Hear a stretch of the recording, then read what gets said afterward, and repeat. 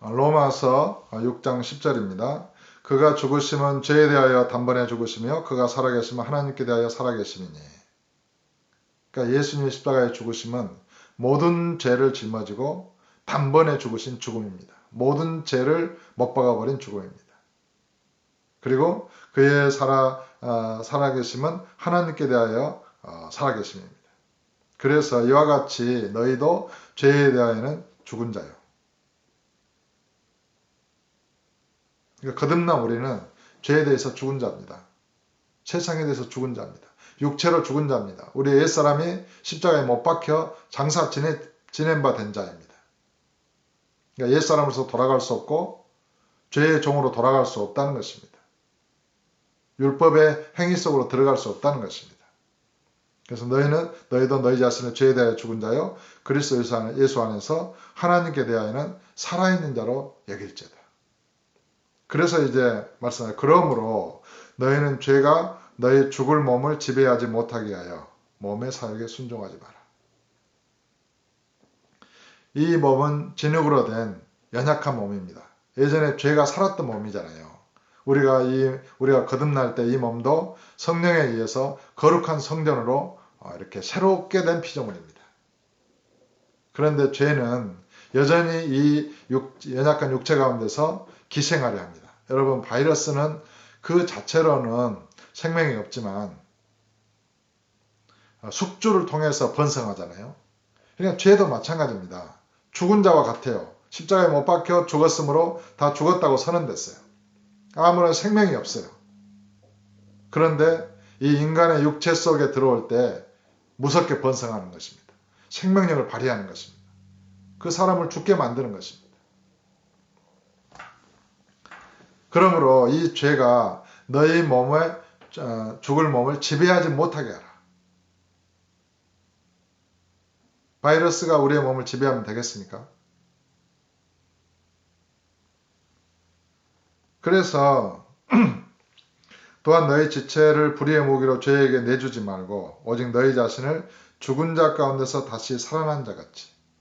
그러니까 이 육체도 십자가에 못 박혀 죽었다고 우리는 선언합니다. 그리고 성령에 의해서 새롭게 거룩하게 된 하나님의 성전된 몸이라고 우리는 선언합니다. 주의 피값으로 이 몸을 사셨습니다. 이 몸은 그리스도의 것입니다. 그래서 이 몸을 죽은 자 가운데서 다시 살아난 것처럼, 살아난 자처럼 하나님께 드리라는 것입니다. 하나님께 드리며 너희 지체를 의의 무기로 하나님께 드리라. 그러니까 이 몸도 죽었다가 살아난 것과 같이 여겨야 됩니다. 주께서 피값을 주고 사신 것입니다. 주의 몸이며 하나님의 성전입니다. 더 이상 이제 내 몸이라고 주장할 수가 없습니다. 이 몸은. 나의 소유권을 떠난 것입니다. 내가 이 몸으로 사는 자로서는 나는 죽은 것입니다.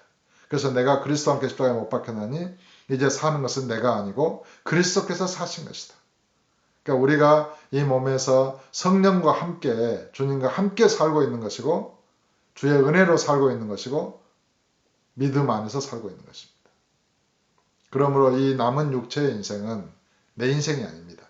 하나님께서 은혜로 주신 인생이요 복음을 위하여 하나님의 뜻을 이루기 위하여 남겨두신 인생인 것입니다. 그러면서 6장 14절에 죄가 너희를 주장하지 못하리니 이는 너희가 법 아래 있지 아니하고 은혜 아래에 있음이라. 굉장히 중요한 말씀이죠. 법에 있을 때는 죄가 살아서 역사합니다. 그러나 죄는 우리를 주관할 힘이 없습니다. 그러니까 이 몸을 주관할 능력이 없어요. 본래적으로 죄는. 왜냐? 우리가 은혜 안에 있기 때문입니다. 은혜 아래. 법 아래 있을 때는 죄가 번성하는 거예요. 이제 이 부분은 로마서 7장에서 더 이 율법과 죄와의 관계가 극명하게 드러납니다.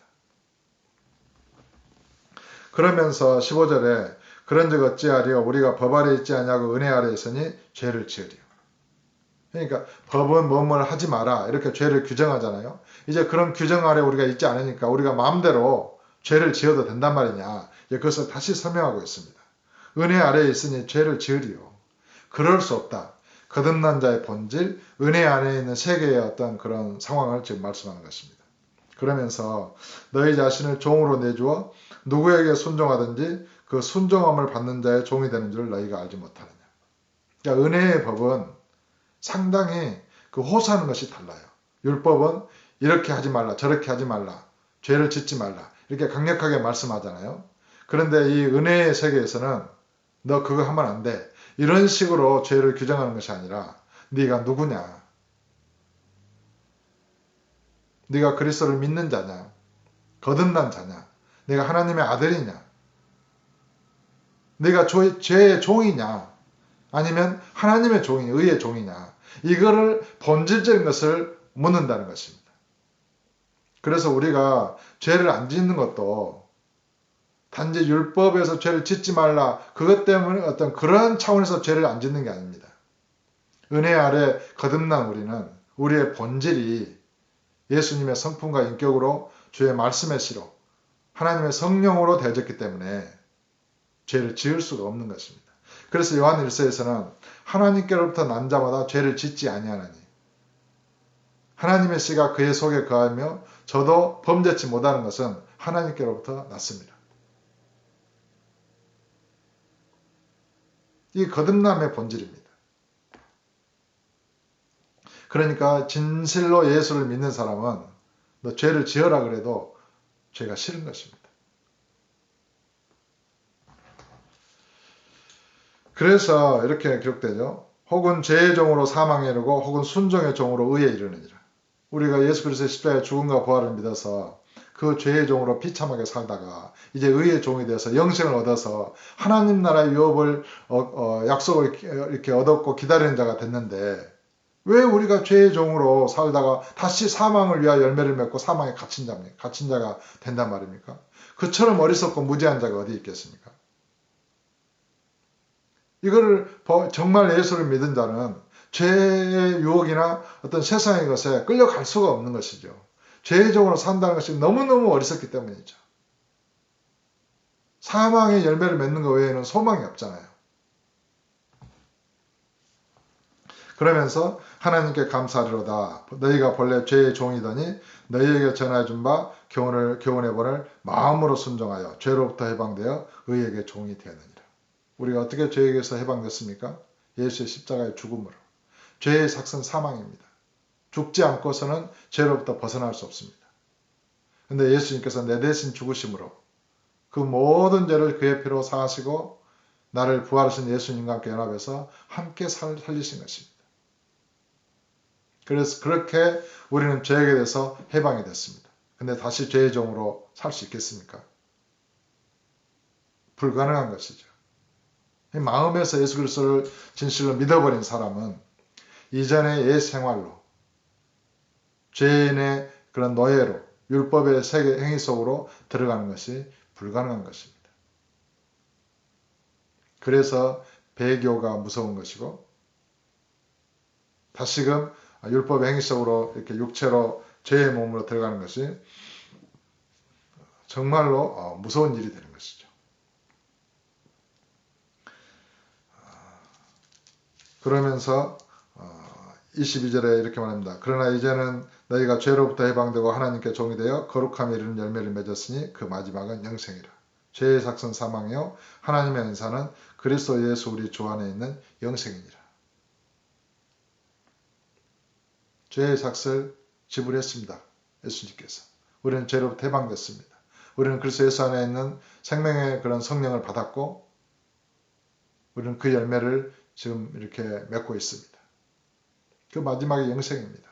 우리는 이미 영생을 가지고 있습니다. 이 믿음을 얼마나 보배롭게 여기고 감사히 여겨야 되겠습니까? 계속해서 이제 이 7장에서 이 율법과의 관계에서 아주 그런 본질을 말씀합니다. 로마서 7장 1절에 형제들아 내가 법하는 자들에게 말하노니 너희는 그 법이 사람이 살 동안만 그를 주관하는 줄 알지 못하느냐. 이 말씀의 뉘앙스를 잘 이해해야 됩니다. 사람이 살 동안만 법은 그를 주관하는 줄 알지 못하느냐. 그러니까 사람이 죽어버리면 그 법은 사람을 주관할 수 없다는 것입니다. 우리는 죽었잖아요. 사람으로. 육체의 옛사람으로. 안 죽었습니까? 그럼 당신은 거듭난 자가 아닙니다. 그러니까 처음부터 율법은 사람이 살 동안만 주관한다는 것을 말하는 것입니다. 그걸 본질을 이해할 필요가 있습니다. 법의 본질.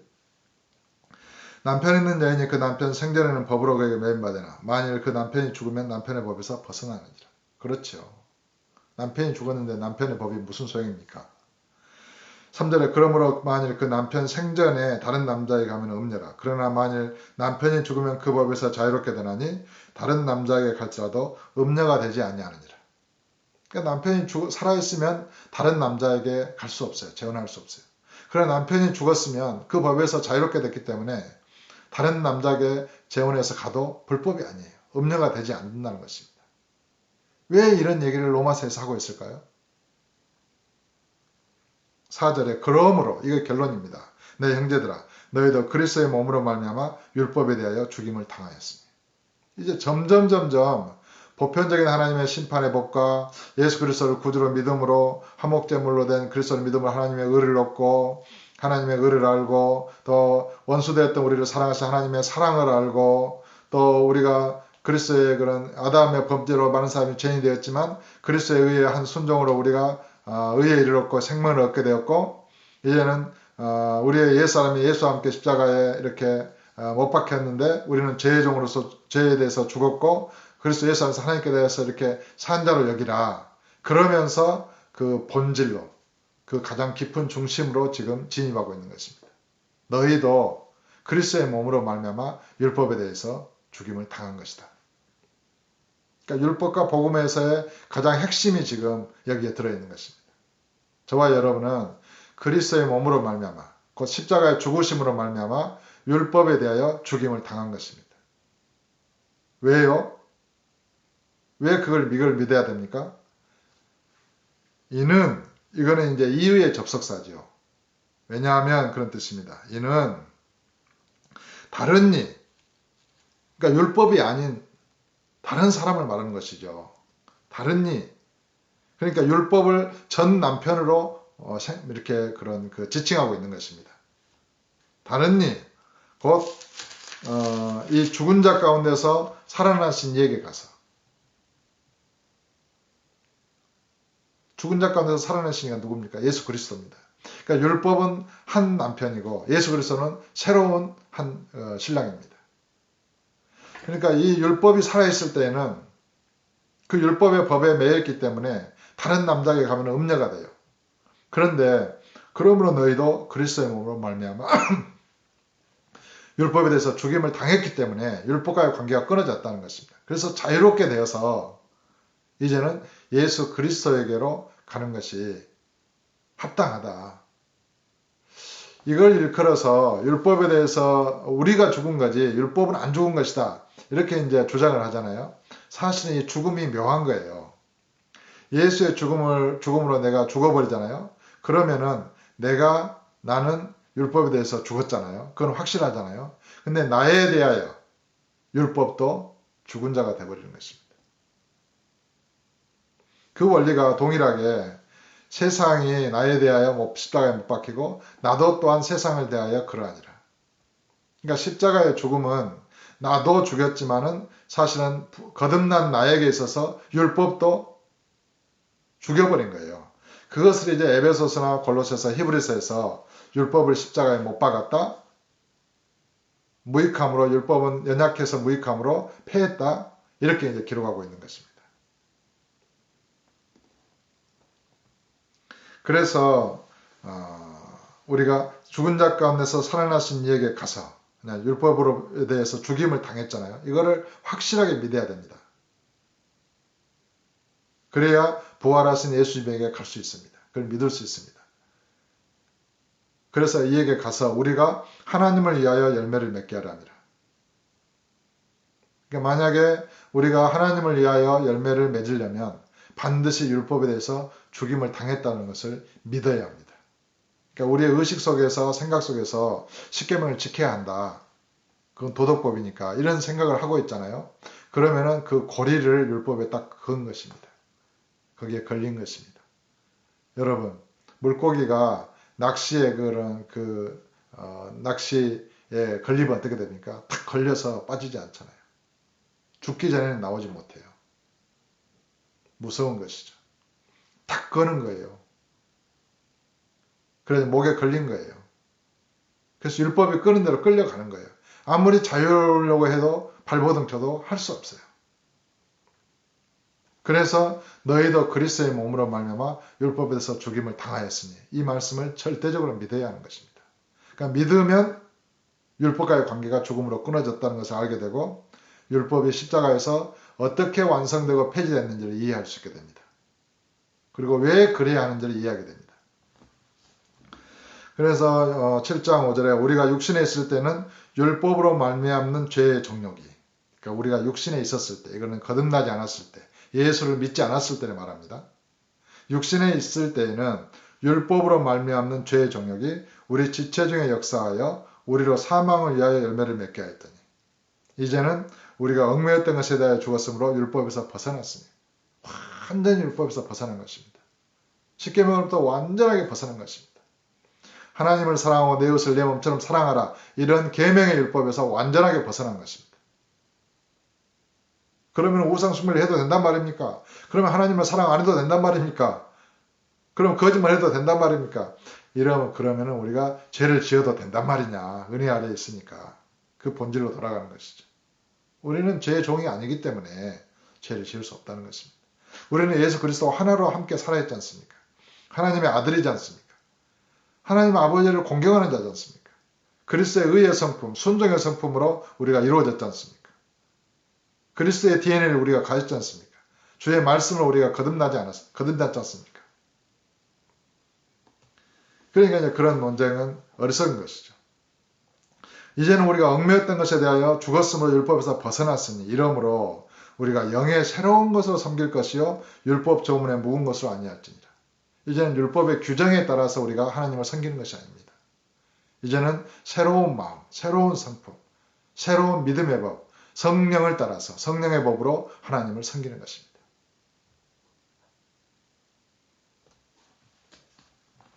그런데 보십시오. 그런데 우리가 무슨 말 하래요? 율법이 죄냐? 그러면 율법이 그러면 나쁜 것이란 말이냐? 악한 것이란 말이냐? 그럴 수 없느니라. 율법으로 말미암지 않고는 내가 죄를 알지 못하였으니 곧 율법이 탐내지 말라 하지 아니하였더라면 내가 탐심을 알지 못하였으리라. 그러니까 율법과 이 십계명, 율법과 도덕적인 계명과의 관계를 지금 말씀하는 것입니다. 탐내지 말라.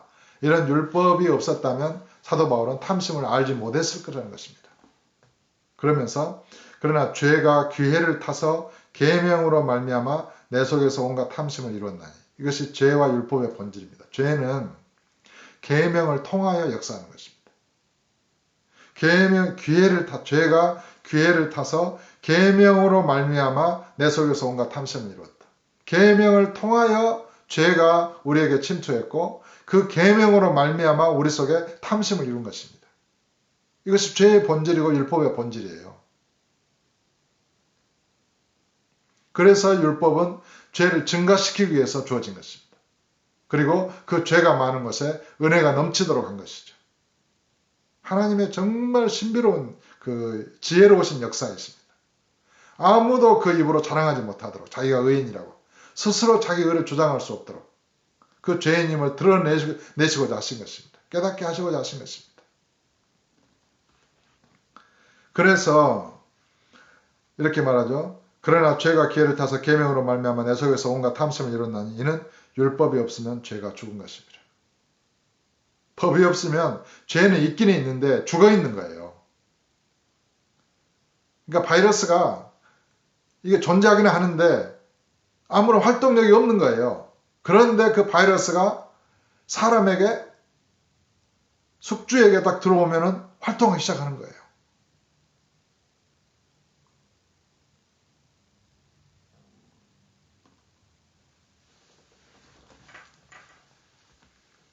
죄는 그렇습니다.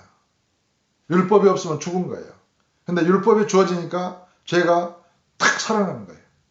강력한 힘으로. 그래서 고린도서에서는 죄의 권능은 율법이라. 사망에 쏘는 것은 죄요. 죄의 권능은 율법이라. 죄는 율법을 통해서 힘을 얻는 것입니다. 율법이 강하면 강할수록 내 마음속에 율법의 규정을 지키려는 의지가 강하면 강할수록 죄가 강한 것입니다. 그 죄를 누가 이겨요? 그래서 모든 사람은 자기의 본성에 있는 죄를 이기지 못하는 것입니다. 율법에 매여 있을 때는.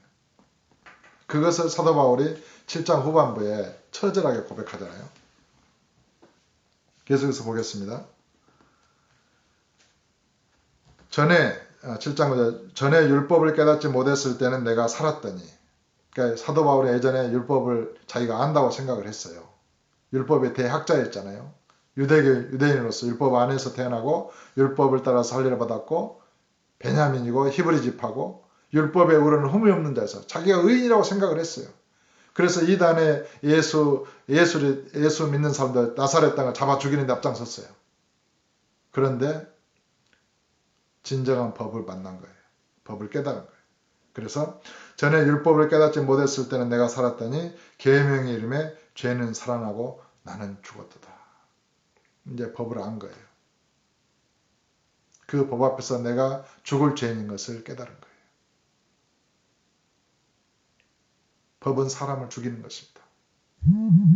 반드시 죽이는 것입니다. 그러면서 생명에 이르게 할 그 계명이 내게 대하여 도리어 사망에 이르게 하는 것이 되었구나. 이것이 육체로 있는 인간의 숙명입니다. 율법은 죄를 범하지 말라. 의롭고 선한 법이지만 그 계명이 오히려 나에게 사망이 되어버린 것입니다. 죄와 사망의 법이 되어버린 것입니다. 보십시오. 11절에 죄가 기회를 타서 계명으로 말미암아 나를 속이고 그것으로 나를 죽였는지라. 그러니까 율법이 죄의 무기가 된 거예요. 계명으로 말미암아 그것으로 나를 속이고 나를 죽인 거예요. 죄가. 그러니까 율법은 죄가 아니고 율법은 선하고 의로운 것이지만 죄는 그걸 통해서 육신에 있는 나를 죽인 거예요.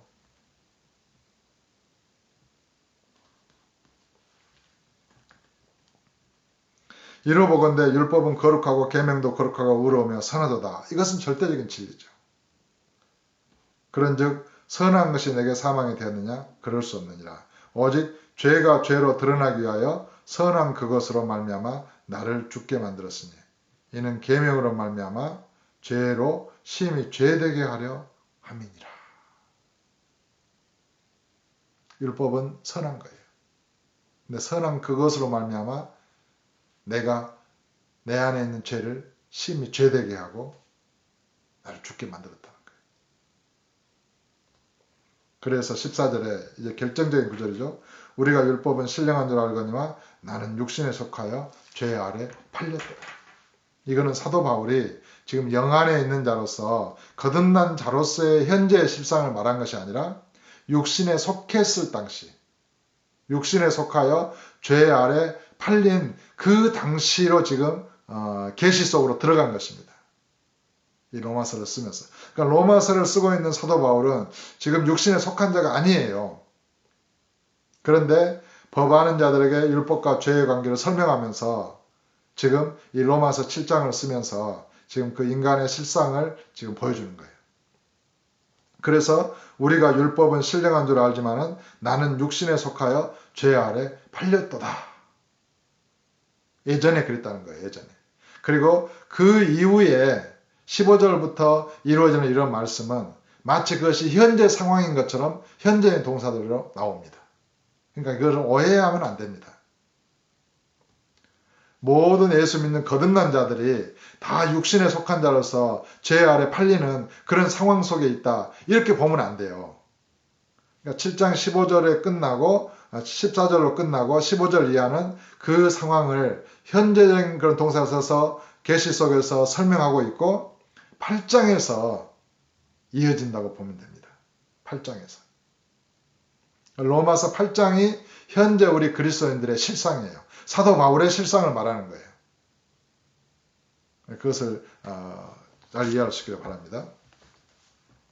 그러면서 15절에 내가 행하는 것을 내가 알지 못하느니 이것을 내가 행하는 것을 나는 알지 못했느니 이렇게 말하면 오죽 좋았겠어요. 그러나 이제 사도 바울이 계시의 복음을 쓸 때에 나는 육신에 속하여 죄 아래 팔렸도다. 그래 놓고 지금 이제 그 속에서 현재의 상황으로 기술하고 있는 것입니다. 그렇게 봐야 합니다. 16절에 만일 내가 원하지 아니하는 것을 행하면 내가 이로써 율법이 선한 것을 시인하느니 이제는 그것을 행하는 자가 내가 아니요 내 속에 거하는 죄니라. 그러니까 사도 바울은 6장에서 우리는 죄에 대해서 죽은 자다. 7장 초반에서 우리는 율법에 대해서 죽임을 당했다. 그렇게 선포했으면서 지금 자기가 어떤 그 율법과의 관계, 율법을 마치 율법에 있는 것처럼 설명한다는 것은 이게 논리적으로 안 맞잖아요. 그러니까 이것은 과거의 상황이다. 그것을 현재형으로 표현한 것이다. 이렇게 이해하는 것이 옳다는 것입니다. 그래서 내 속 곧 내 육신에 선한 것이 거하지 아니하는 줄 아노니 원하면 내게 있으나 선을 행하는 것은 없느라. 내가 원하는 바 선을 행하지 아니하고 도리어 원하지 아니하는 바 악을 행하는도다. 만일 내가 원하는 것을 행하지 하면 이를 행하는 자는 내가 아닌 내 속에 거하는 자니라. 그러므로 내가 한 법을 깨달았느니 곧 선을 행하기 원하는 나에게 악이 함께 있는 것이로다. 내 속사람으로는 하나님의 법을 즐거워하되.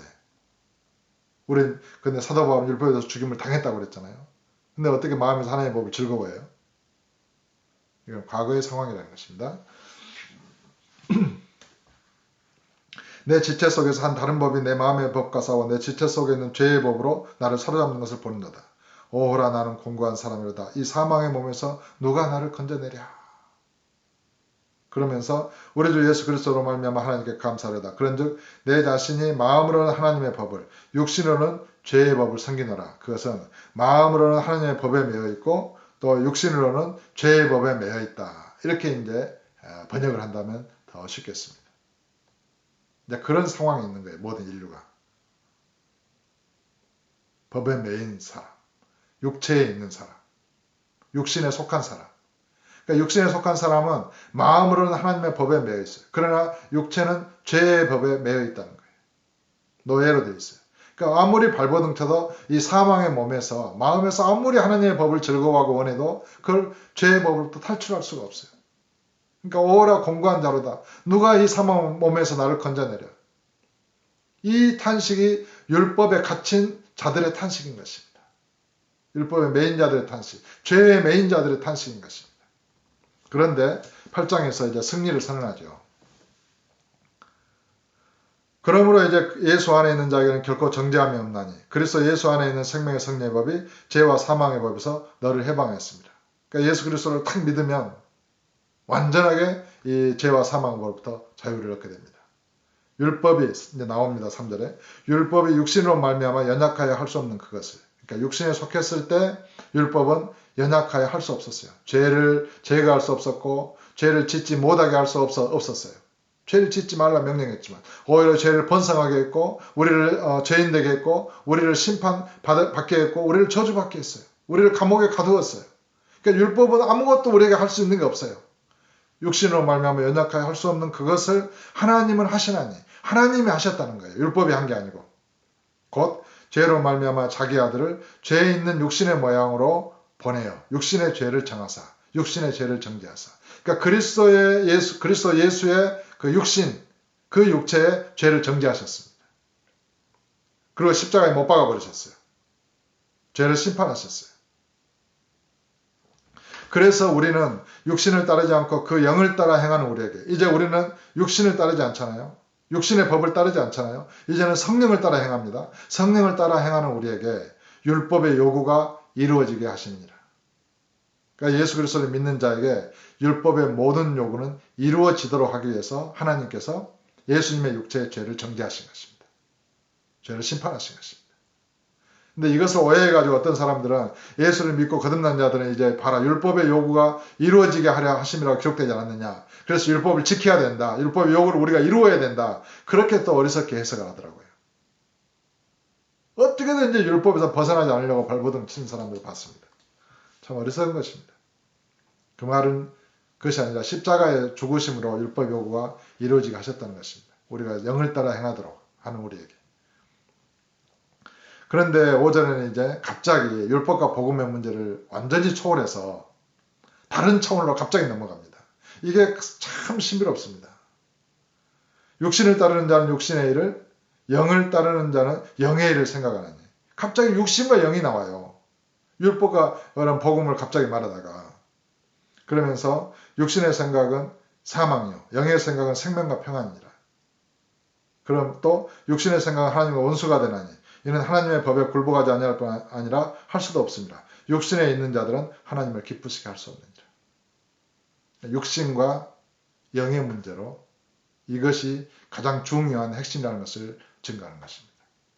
율법과 복음의 진리를 알고 나서 진정으로 거듭난 자로 그리스도 예수 안에 있는 자들은 영을 따라서 살아야지 이제는 육신을 따라서 육체의 세상을 따라서 십자가에 못 박아버린 육신의 옛사람, 죽은 사람을 따라서 살면 안 된다는 것입니다. 근데 죽은 사람의 생일도 축하하는 사람 수두룩 하죠. 그들은 거듭남을 부인하는 거 있는 것입니다. 육신의 죽은 나를 자기라고 주장합니다. 자기의 나이 얼마요 하면 육신의 죽은 나의 사람의 나이가 그 사람의 나이래요. 아직 안 죽었잖아요. 그 사람이 거듭난 자인가요? 그러니까 육신의 이 무의식의 세계를 벗어나지 못하고 있는 것입니다. 육신의 생각을 따르는 것입니다. 그런 어리석은 것입니다. 그런데 9절에 만일 너희 속에 하나님의 영이 거하시면 너희가 육신에 있지 않다. 그렇죠. 하나님의 성령이 우리 안에 거하실 때 우리가 예수의 십자가의 죽음을 나의 죽음으로 믿고 세례로 함께 장사되고 부활하신 예수님과 함께 연합될 때 성령이 우리 안에 임하셨죠. 그래서 성령이 우리 안에 거하시면 우리는 육신 안에 있지 않습니다. 아담 안에 있지 않습니다. 육신의 옛사람 안에 있지 않습니다. 거기서 나와서 영 안에, 성령 안에, 예수 그리스도 안에, 하나님 안에 있습니다. 그럼 이 몸은 어떻게 되는 것입니까? 이 몸에서 내가 죽었기 때문에 이제 내가 사는 인생이 아니에요. 그리스도께서 이 몸, 죽은 몸을 성령으로 살리셔서 성전 삼으신 것입니다. 주님의 피값으로 주의 것으로 사신 것입니다. 그래서 여러분의 이 몸 안에서, 육신 안에서 여러분이 나와야 됩니다. 그것이 아담과 나와의 분리, 육신으로서는 죽고 영으로 산 몸과 또 거듭난 속사람의 분리, 구분. 그래서 나중에는 이 몸이 장막이 되는 것입니다. 내가 아닙니다. 이 몸은. 살아있을 때 나와 하나를 이루긴 하지만은 그렇다고 몸에 종속된 자도 아닙니다. 이것을 깨달으시길 바랍니다. 이것을 깨닫기 위해서는 거듭남의 11번째 그런 아담과 나와의 분리, 어떤 그리스도와의 연합, 이 말씀을 들으시면 완전하게 이해하게 될 것입니다. 그래서 하나님의 영이 너희 안에 거하시면 너희가 육신에 있지 않고 영에 있다. 이걸 믿어야 합니다. 이 복음은 믿을 때 그 말씀이 내 것이 되고 나는 그 말씀 안에 있게 되는 것입니다. 믿을 때. 이게 계시죠. 그러니까 내가 육신에 있었어도 성령이 임하시면 나는 영에 있다. 이 말씀을 믿으면 그렇게 되는 것입니다. 영에 있나니 누구든지 그리스도의 영이 없으면 그리스도의 사람이 아니라 그러니까 누구든지 예수를 구주로 믿고 부활을 믿은 사람은 성령이 그 안에 거하십니다. 그리고 영 안에 있습니다. 그걸 믿으십시오. 또 그리스도께서 너희 안에 계시면 몸은 죄로 말미암아 죽은 것이나 영은 의로 말미암아 살아있는 것이니라. 그러니까 누구든지 예수 그리스도를 구주로 믿으면 그 속사람이 영으로 살아나게 되는 것입니다. 그 속사람이 예전에는 육체에 종속된 자요. 육체와 하나였어요. 육체인 자기로 생각을 했어요. 그러나 육체가 이 몸이 시체가 되면 그 영혼이 빠져나가잖아요. 그걸 영이라고 말하잖아요. 그런데 우리가 예수를 믿으면 그 죽음이 실제로 우리의 육체에 이루어져요. 몸은 죄로 인하여 죽어요. 그러면은 우리의 속사람은 이 죽은 몸 안에 살 수 없어요. 하나님의 의를 인하여 영으로 살아나는 것입니다. 그러니까 예수를 안 믿는 자들이 육체가 죽을 때, 시체가 될 때 빠져나가는 영혼의 상태하고는 달라요. 그 영혼은 영생이 없는 상태로 빠져나가는 것이고 지금 우리가 예수를 믿을 때에 몸은 죄로 인해서 죽지만 영은 의로 인해서 사는 것은 생명이신 예수 그리스도와 연합되어서 살아나는 것입니다. 그럼 이 몸은 어때요? 어떻게 해요? 그 다음에 나오죠. 예수를 죽은 자 가운데서 살리신 이의 영이 너희 안에 거하시는 우리의 속사람 안에 성령이 거하시잖아요. 그러면 이제 이 몸은 그리스도 예수를 죽은 자 가운데서 살리신 이가 너희 안에 거하시는 그의 영으로 말미암아 너희 죽을 몸도 살리시리라. 너희 죽을 몸에도 생명을 주시리라. 이렇게 번역해도 하는 것이 옳습니다. 그러니까 이 몸도 마지막 날에 그런 부활하는 것도 사실이지만은 이 몸이 살아있을 때 주님이 재림하시면 신령한 몸으로 변할 것이고 우리가 신령한 몸을 가진 자로 주님과 함께 나타날 것입니다. 그런데 이 몸을 이 진흙으로 되어 있을 당시에도 성령으로 성전 삼으신다는 것입니다. 주님이 거하신다는 것입니다.